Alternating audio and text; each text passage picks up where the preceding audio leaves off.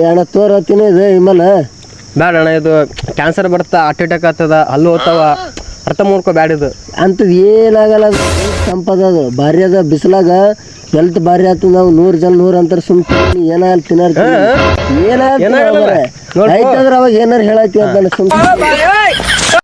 The next day.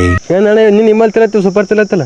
ಈ ಎಲ್ಲ ದೇಹಕ್ಕೆ ತಂಪು ಬರ್ತದೆ. ಅವಾಗ ಇವಾದಂತ ವೇದ ಮಾಡಬಾರ್ದು. ಸುಮ್ಮನೆ ತಿನ್ಬೇಕು.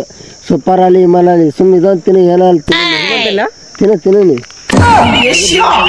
The next day.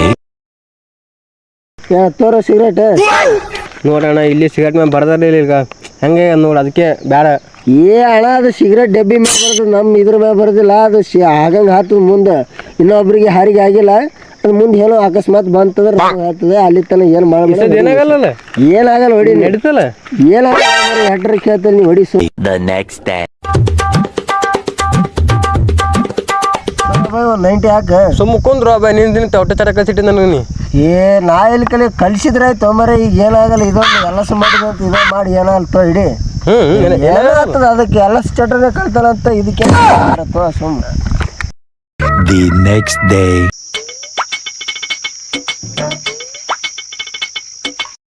ಏನು ಅಣ್ಣ ಎಷ್ಟು ಚಂದ ಇದ್ದಿ, ಒಂದೊಂದೇ ಚಟ ಇದ್ದಿಲ್ಲ, ಎಷ್ಟು ಚಟ ಮಾಡತ್ತಿದ್ದಿಲ್ಲ ಈಗ. ಹೌದಮ್ಮ,